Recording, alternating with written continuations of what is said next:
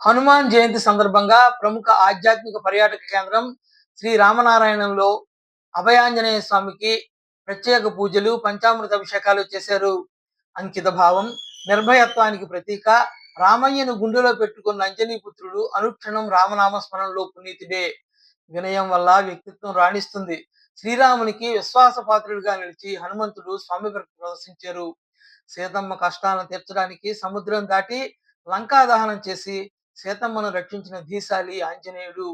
సమున్నతమైన ఆలోచన విధానం, అసాధ్యాన్ని సుసాధ్యం చేసే తెగువ, అసాధారణ కార్యదక్షత, భయాన్ని, నిరాశ నిస్పృహలను గరిచారనివన ధీశక్తి, ఎదుటి వారిని ప్రభావితం చేయగలిగే వాక్పటుత్వం, ఇవన్నీ కలబోసుకున్న ఒక విశిష్ట వ్యక్తి హనుమ. ఆయన బుద్ధిబలం, దేనినైనా సాధించి తీరాలనే తపన, ధైర్యం, భయరాహిత్యం, వాక్చాతుర్యం, ఆరోగ్యం, దేహదారుఢ్యం వంటి వాటిని అందరూ అలవరుచుకోగలగాలి.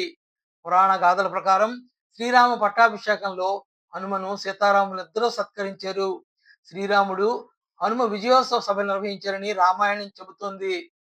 జయచ్చతి బలో రామో లక్ష్మణస్సు మహాబలః రాజా జయతి సుగ్రీవో రాఘవేణ అభిపాలితః దాసోహం కౌసలేంద్రస్య రామస్య కృష్ణకర్మణః హనుమాన్ శత్రు సైన్యానాం నిహంత మారుతాత్మజ న రావణం సహస్రం మే యుద్ధే ప్రతిబలం భవేత్ శిలాభిస్తు ప్రహరతః పాదపైస్తు సహస్రశః.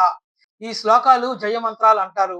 శ్రీరామచరితం చదువుతున్నా, సుందరాకాండ పారాయణం చేస్తున్నా ఏదో ఒక రూపంలో హనుమ అక్కడే ఉంటాడని హిందువుల విశ్వాసం.